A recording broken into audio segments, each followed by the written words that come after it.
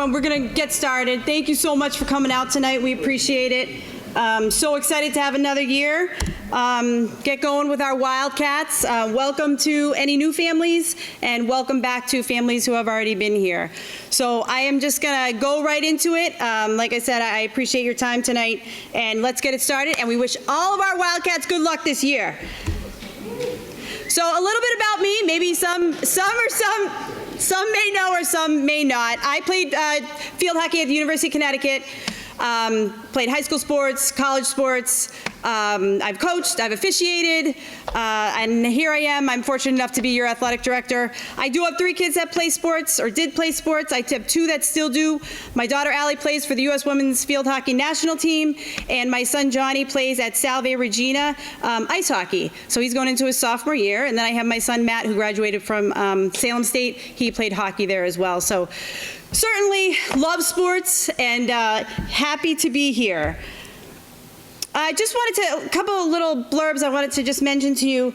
Next Friday night, September 8th, we're doing a mental health awareness night. So I've coupled up with a company named No Solo, and it's nobody's alone. So I'm selling some hats, some apparel. $10 from each of those sales goes towards education here at West Bridgewater for some guest speakers to come in to talk about maybe drug prevention, vaping, and some mental health awareness support for our students, for all of our students, and of course our student athletes. So if you can come on out, support. It's going to be a whiteout. I'm going to have little white ribbons at the door too, at the gate there that you can purchase for $1. So trying to get everybody out there, have the community come on out and support our kids. So any help would be greatly appreciated. I want to let you know I have some ticketing online for GoFan. So I am using GoFan for ticketing. I have football passes up there right now for families. I have a student pass, which is an all sports student pass. So it's $50 and it covers the student here for the year. And I will be sending some more information out this, and again, I will share this presentation too. So this year too, just to let everyone know, I am going to be charging for soccer games on the turf at night. So we have a girls soccer game start, I think it's Tuesday, 5:30 against Cardinal Spellman. Come on out. That game is on GoFan as well, but certainly if you have any questions, please don't hesitate to reach out. And once again, I will send this information out to you. Just wanted to talk a little bit. If you have a student that's thinking about trying to play in college, you know, start talking to them. Create a list, get in with guidance, and you know, please reach out to me. I can help. So I'm going to say, your coaches, they're your best. What a great resource. So if that's something you're thinking of doing, please reach out to them.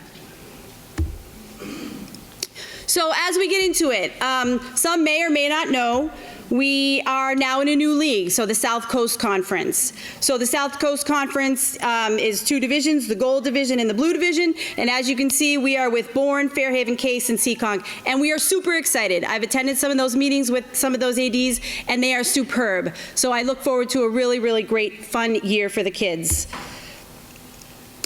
All right. In this doc, again, I'll share, it has our coaching staff. You can go on the athletic website too, it has staff, and you can email any of our coaches. As you can see, like I said, if you need to reference it, please go ahead on in and you can, you know, get the name to the coach and the sport. Again, most coaches are here. I don't think tonight we have girls ice hockey. Unfortunately, Heather had gotten sick, and then boys ice hockey is not here, and baseball. But I do believe all other sports are represented. Again, another list of our coaches. So as we kind of continue on, these are kind of the meat and potatoes of some of the information that I really want to get out there. The Student Athletic Code, that is on the athletic page of the website. Please read it. These are some of the things, you know, code of conduct is in there. Risk of participation in athletics, the spectator code conduct, which I will be talking about. I will talk about some of these things, academic requirements, MIA policies, and there in our code is the rules to receive athletic awards. So all great information to review and take a peek at. Again, just a reminder, maybe we already have, obviously, people that have already signed up for fall sports, but maybe if you have a winter sport athlete or a spring sport athlete, sign up. Arbiter, we sign up through Arbiter Sports right now. It is open the entire year, so I can't express enough. Please go on. The sooner you sign up, the easier it is for us getting all the information we need, like physical exams, which are, try to keep track of it. I know it's hard, but please, it's helpful. We don't want to not have kids participate because they don't have a physical exam in the nurse's office or possibly with our trainers. So just so you know, physicals are good for 13 months. So if today's the date, 8/30/23, if that physical will be good till 9/30/24. So you get 13 months from the date of the physical. There's Julie Dietrichson, who's phenomenal. If you can get that to her during the day, that would be awesome. And then after school, we have Audra and Emma here, which I will introduce both of them in a moment. I will let Audra kind of talk about concussion, athletic fees. I will be going through athletic fees. If you have not paid your fee, please do so. I will be emailing out, if not tomorrow, hopefully tomorrow or next week. If you have any questions, please don't hesitate to reach out. We can set up payment plans, whatever you need, but just trying to get all that organized and get that kind of checked off my list so we can kind of move on into our games, right? If you need a user fee returned, just please reach out to the main office and they can do that. So as we talk, games are starting, just kind of talking about that communication process. Things happen on the field, maybe, a student, your child is upset or you're upset, just give it some time. Give it some time. Our coaches really have the best interest of your students in mind, and I know it can be tough sometimes, but just give it a little bit of time. And if something does happen, we truly ask that your student, your child, go talk to the coach. And if that's, not working, then we can kind of go on with the process and, have maybe the athlete coach parent or athlete, and bringing me into the mix. And if we have to, we can go, bring in the administration if need be. We hope not. We try to resolve things, on that level with student coach. Another thing, playing time, coach's decision. Again, they are with your students, your student athlete 24/7, 5 days a week, not 24/7, but pretty much it's a lot. It's, almost this fall season, like almost 3 months, they are with them every day. So I know it's tough, but some of these factors, is attendance, effort, attitude, commitment, athletic skill. Coaches do make those decisions. If you have questions, again, try to have your student reach out to the coach. Those are great conversations that they can have on, that topic and maybe find some resolution to help them to kind of get to where they want to be. They're super resources. This is kind of going back to the medical, which Audra will talk about too, but I would just like to say, if there is a medical note, please get it to our nurse or to Audra. I can't clear you. If you email me a note, I really would prefer that it would go to the nurse or Audra, so there's no lack of time that takes them away from the game if they're injured and they're getting ready to go back to the field. This is just some examples, some things why, if for me anyways, is liability, safety and health is priority, of course, and Audra and Emma and Julie are a great, great resource to get your students where they need to be, keep them healthy and keep them safe. And any questions, these guys are awesome. Please do not hesitate to reach out.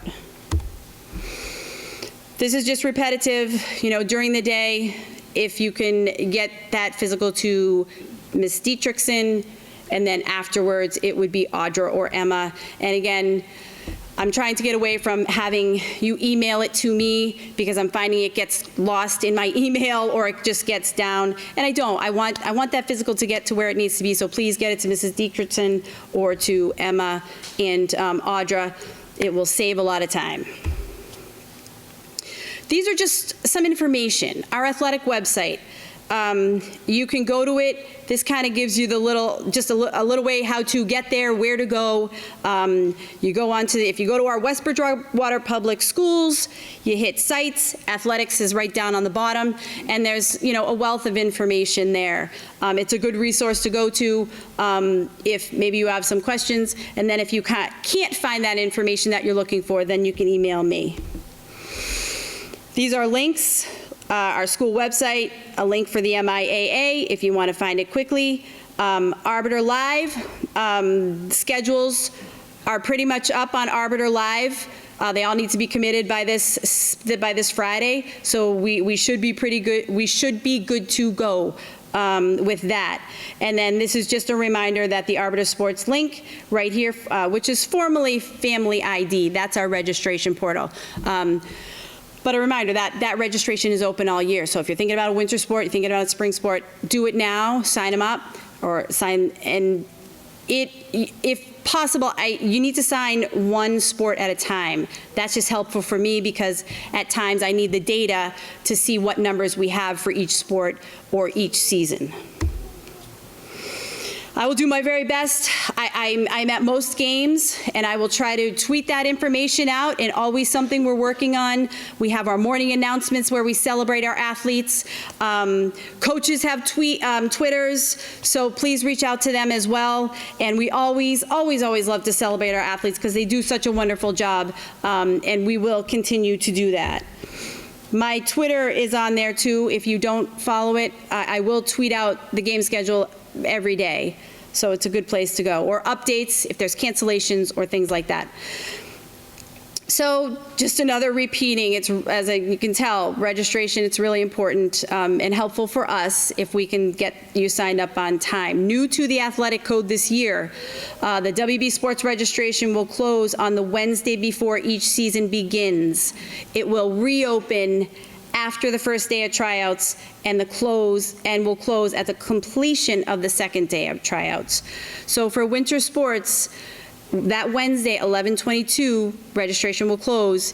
It won't open back up. It'll open back up that Monday after practice, which usually is the first Monday after Thanksgiving is when winter sports start. So just something to be aware of. We really want all of our kids, if they want to participate, to get out there to do so. And then I just had some spring information as well. It will close on March 13th. So if you can get out there, that would be great. This is just kind of a little blurb about next year, believe it or not, same times. So right around, August 16th or 18th again next year in 2024, and again it'll be the first Monday after Thanksgiving, and then I think it's the third Monday in March for sports. So just something to keep in mind. Believe it or not, I know that year will be here before we know it.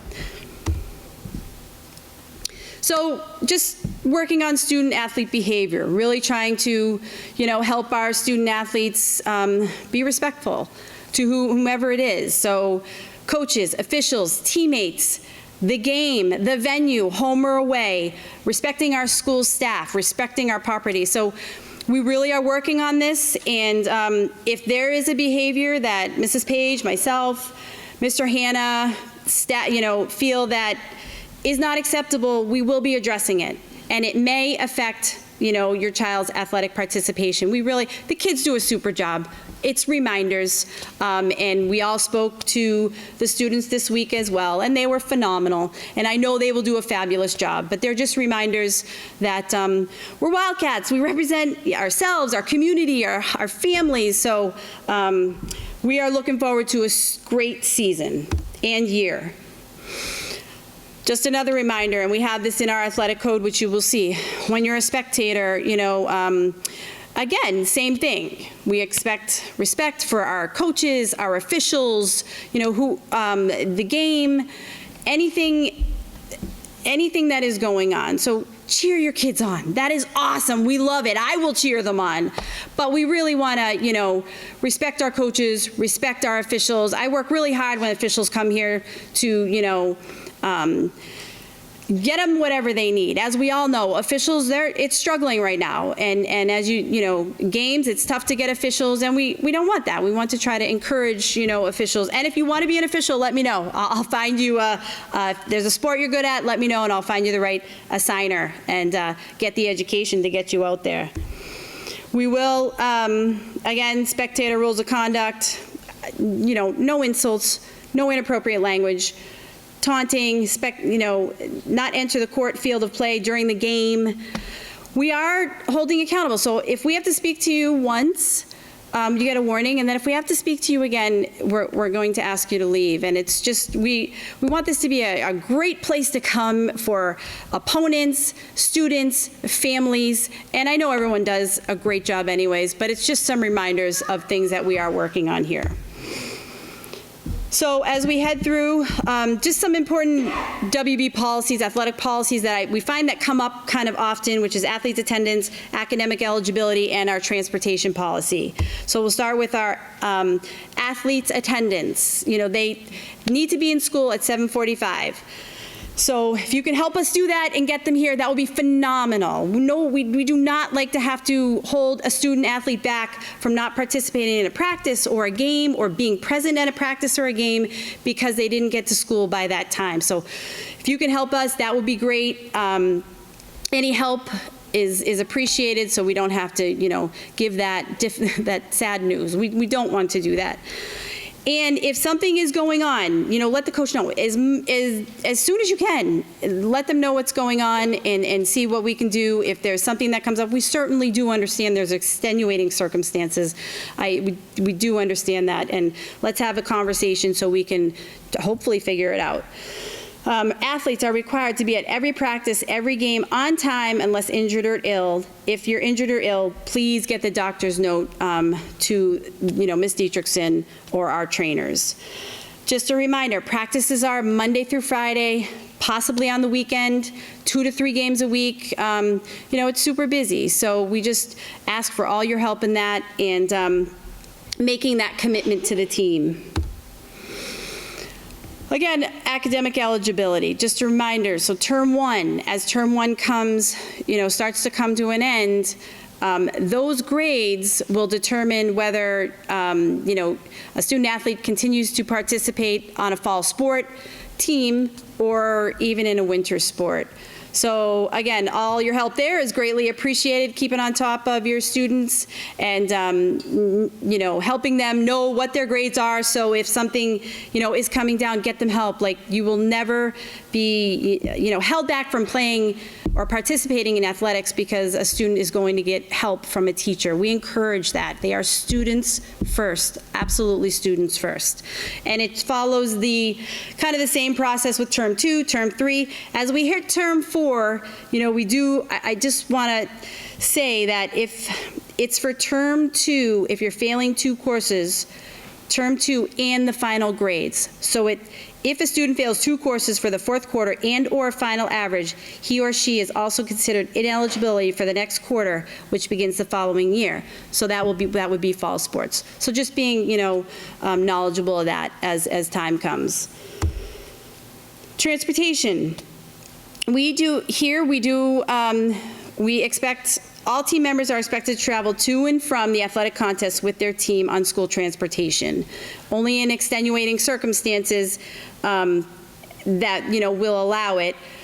Exceptions to this policy must be in writing. If you email Mrs. Page, myself, or Mr. Hanna, we can always figure it out. Doctor's appointment, something comes up, we understand that. We do give one freebie, as we call it, that a student athlete can ride home with parent or guardian without having to be cleared by us. So you do get one. Some of the off-site practices, like we have ice hockey off campus, you're expected the responsibility of the individual athlete or parents. Exceptions to this policy must be requested in writing to one of us by the student athlete's parent or guardian, at least the day before. If you can get it to us sooner, that's great. But again, transportation, that's just part of being on a team. I remember it playing and riding the bus to the game and coming home and being with my teammates and celebrating a win and kind of, being sad about a loss together. That's what it's all about, and how much there is to learn in those situations. We ask that students don't hang around the building after school. We don't have supervision. It's a liability issue. So if they're not with their student, a coach, we ask that they leave the building. It gets super busy when I have buses going out the door and we have kids changing, so eyes can't be everywhere. So we really ask that students, exit the building after school unless they're with their sports team. And then at practices, just being mindful of picking up your student athlete on time. Coaches also have things where they're completing and going, or families, or whatever it may be. So your help with that is greatly, and we thank you on that. Just want to go through a couple MIAA policies. Again, these are ones that are kind of talked about the most often. And for some of you who do or don't know, the MIAA, which is the Massachusetts Interscholastic Athletic Association, that is our governing body. So there's a handbook that we go by. Those are our state policies that we follow here at school. A couple of the policies that I like to talk about are the bona fide team, chemical health, and captain's practices. The bona fide team member rule.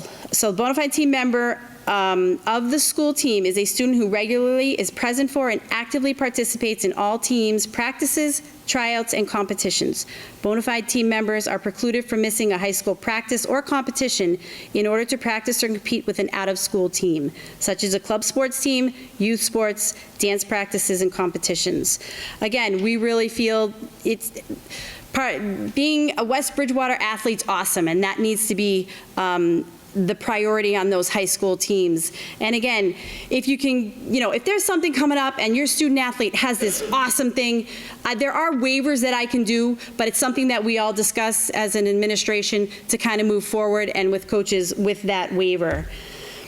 Some things just to be aware of. You can't miss practice or competition for non-school athletic activities.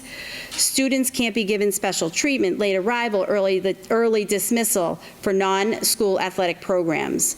There can be consequences to this. So if it happens, the first offense is a miss of 1 game. And after that, it's 25% of the season. So like I said, there are waivers that can be completed, so hopefully to avoid some situations like that. And if something comes up, talk to your coaches. It's great being on a team. It's great being on the middle school, high school teams here. You got great kids. Kids are working hard, balancing a lot. So I do appreciate your help on that. Chemical health. We're from the earliest fall practice to the conclusion of the academic school year or the final athletic event. This includes Saturdays and Sundays. A student shall not, regardless of quantity, use, consume, possess, buy, sell, or give away any beverages containing alcohol, tobacco products, including e-cigarettes, vape pens, marijuana, steroids, or any controlled substance. This policy includes products such as NA, near beer, or inhalants. Really trying to work with our student athletes. Vaping, like I said, I have this, that fundraiser going on, trying to get some education back in here, but we want our students to be at their best when they're out there. And, some of these deterrents, aren't great for them. So we're working on it, and we're working on, keeping them healthy, keeping them out there, eating well, drinking water, and seeing them at their best. Unfortunately, these things do happen. Kids, maybe have a step back, but these are just some of the penalties that are on there. Your first offense is 25% of the contest. It kind of has it written out there, and then the second offense, 60% of the contest. So it's a lot, and then so on and so forth. So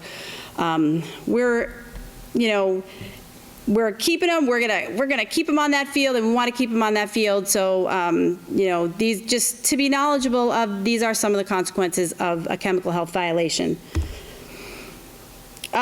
Just captain's practices. I'll get this a lot in the summertime. Really, the MIAA does not condone captain's practices. Really needs to be a supervised, structured type of a thing. While we do understand and encourage athletes to prepare for their season, any student-organized sessions are in no way associated with or endorsed by the school. So again, that is an MIAA policy, so it's just a reminder. This is just our application for school facilities, so if you're ever wanting to use the gym or anything like that, that is on here as well. And I will just say one final thing. If your student athlete needs a locker, please let me know, have them come see me, and have them bring a lock. We do not want their things to get stolen, and it does happen. Please, please, please bring a lock, but they can come see me. I can assign them a locker, and we can get them so they don't have to carry their stuff all around, and they can make it to class on time. So thank you guys so much. Any questions, please don't hesitate to reach out. I will send this out to you as well, but I definitely appreciate your time. And now I am going to introduce you to our rock stars of our WB Athletic Department, our athletic trainers, Audra Roberts and Emma Slater. Thank you. Hello, I'm Audra. I've been here, this is my 6th year at West Bridgewater as an athletic trainer. And then this year I am going to be leaving on maternity leave, so Emma is going to take over full-time for me in October. So a couple things. My email and her email are at the top of this page. Physicals, doctor's notes, anything you want to send to us, send it there. The next is, this is my phone number. It's going to go straight to voicemail. It doesn't ring on my phone, but I get a text notification that a voicemail was left, and I'll get back to you within 24 hours usually. And then our athletic training room is at the end of the gym hallway, at the very end. And if your kids are wondering where we are, that's where we are. Okay, so when to see me, injuries, medical conditions such as allergies and asthma, medications, or other medical concerns that you might have, concussions that occur during the season, whether they're here in a sport outside of WB or gym class, communication, so making sure that the coaches, you guys, the nurse, and all of us are in the know to make sure that we're all on the same page with injuries so that they don't show up to gym class and they're trying to do something and they've not been cleared to participate yet. Athletes need to check in when they get hurt. We can't chase them down for every injury. We have close to 250 athletes this fall, so we can't keep track of all of them. And then just making sure that your athletes are taking care of themselves with hydration and nutrition and listening to their body when they're in pain. This is just a very highlighted thing. Any student that needs an inhaler, EpiPen, or glucose monitoring device must have it with them at every practice and game. If they don't have it, they should not be on that field participating. We've already had this happen this season where we've had to hold kids out for not having what they need with them in case of an emergency. So we don't want it to have to call an ambulance because they didn't bring their inhaler with them. All right, your turn. All right, hello everybody. As Audra gave me a wonderful introduction, my name's Emma Slater. I'll be taking over for Audra once she goes on maternity leave. I'm going to be speaking to our concussion policy here. As you can see, this wonderful little GIF is my favorite thing ever. It's basically what happens when your son or your daughter gets hit really hard on the field in their head or their neck region. Your brain kind of sloshes around in there. I like to call it sometimes a brain bruise, but basically it bounces off your skull inside of there, and it's pretty traumatic, and we need to take them very seriously, so we do here. How do I go forward? Oh, like that. So these are some of the most common signs and symptoms for you guys to look for in your athletes. A lot of the times, especially with younger kids, they don't like to just come out and say like, hey, I'm not feeling this good, or hey, I'm new to the sport. I don't know if this is how I should feel or how I shouldn't feel. Things to look for and notice from your athletes are things like headaches, feeling a weird pressure in their head, any neck pain, nausea, vomiting, blurred vision, balance problems. I know sometimes your kids are clumsy, but like clumsiness out of the normal for them. Any sensitivity to light or noise, difficulty concentrating. This can be noticed in academics, so if your sons or daughters' teachers are reaching out to you, letting you know of these things, just kind of ask around and be like, hey, did something happen in soccer or in cheerleading or anything like that? Memory problems, and then academic issues again. For us, concussion awareness is really important. Always say something. It's better to say something, and then we check up on it. It can 9 times out of 10 be nothing, but it's better to know about it and deal with it than to not know about it and have something happen from it. We need to know that, like, the tough it out mentality, as much as people like to say rub some dirt on it, it's not the way to go about these things. You get one brain for your life. We need to make sure that we're harnessing it for the power that it has and not just letting it kind of go through an injury cycle and repeat itself. And it's, as it says, it's really better to miss a few games, especially if something were to happen these first few weeks of a season. Miss your games now instead of you prolonging an injury. You start not being able to do well in school, then you end up on an academic ineligibility list for future seasons. So it's better to just say it when it happens and we can get on top of it.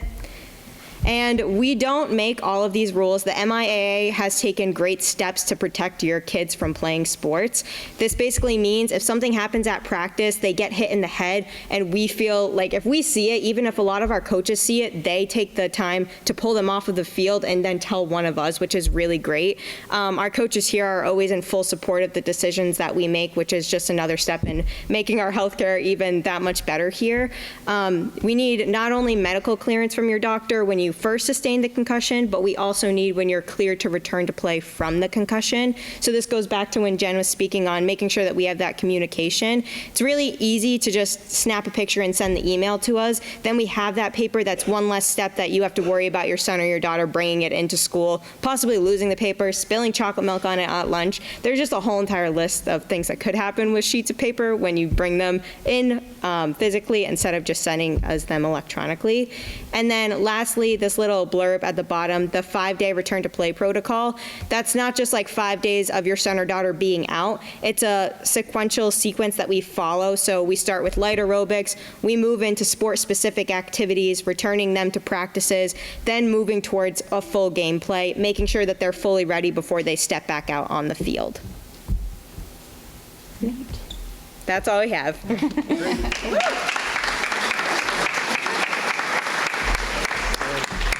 Thank you, Audra and Emma. You guys are awesome. They're great resources, guys. Reach out. So our next rock stars of the night are our WB Boosters. Let's go. Jen Gately and Kim Foley. Yeah. Let's go, Kim.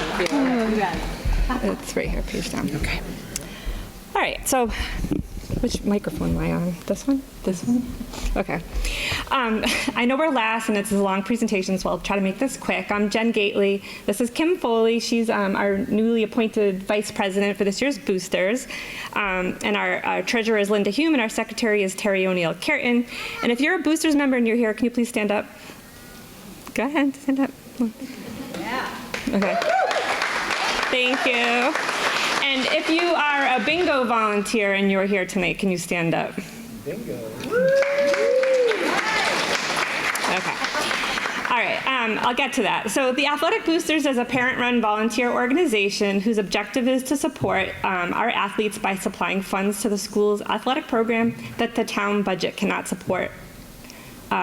And we do this for all sports, including football. Even though football does have a separate gridiron, we do assist them as well. We generally meet the second Wednesday of the month at 7 o'clock up in the library Learning Commons. Go ahead, next. Okay.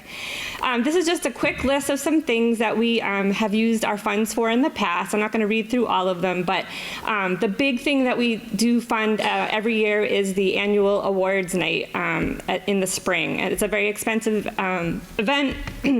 We provide the varsity letter jackets. That is a long-standing tradition. People that have grew up here probably have the same jacket that the kids are getting now. A lot of towns have done away with these, but we have continued with that tradition. And the banners that you see in the gym, stipends to coaches at the end of their season to do end of the year celebrations and so forth. I won't go through the whole list. Here's just some pictures of some of the things that we provide at the awards night, the jackets and the plaques. You can go next. Okay. This is the big topic for the night, bingo. Bingo runs every week at St. Anne's on Thursday nights, roughly from 6 to 8 p.m. 80% of our funding comes from bingo. Last year, we were able to take over $26,000 in from bingo. So I can't reiterate enough how important that collaboration with St. Anne's is for us. We are struggling with getting volunteers. So we forced many of you to take a flyer on your way in. If you have it in your heart or time to take 2 hours on a Thursday night, the more volunteers we have, the less rotations you would need. I looked back at my calendar last year. I actually did 4 nights for the whole school year. So it's not a huge commitment. The flyers will explain what is needed from you. It's basically just going in and selling. You're just selling tickets and making change. It's super easy. If you got a flyer on the way in, there is a strip at the top stapled to it where you can fill in your name, your email, your cell phone number, and drop it in a basket at our table of merchandise out in the cafeteria and be entered to win $100 in our raffle. So that's incentive, hopefully, for at least a few of you to try and try it out. Just try it out. If you don't like it, you gave it a try. We appreciate it. Anything else I need to say about that? Okay.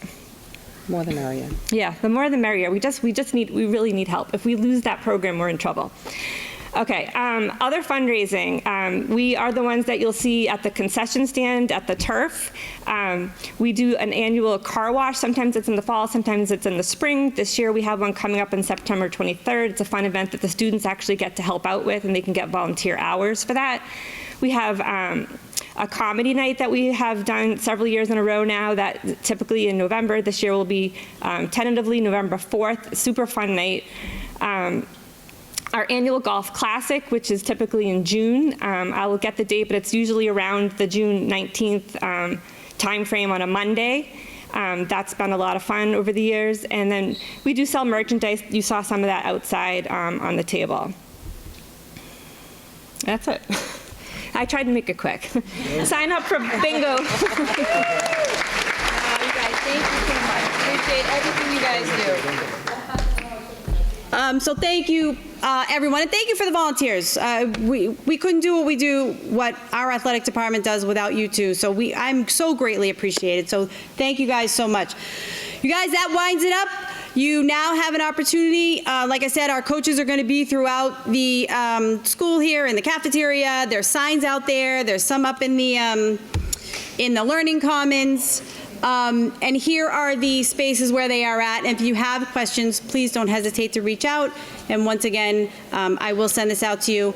I wish you all the best. I wish your students all the best. Thank you, thank you, thank you. Have a good night, everybody.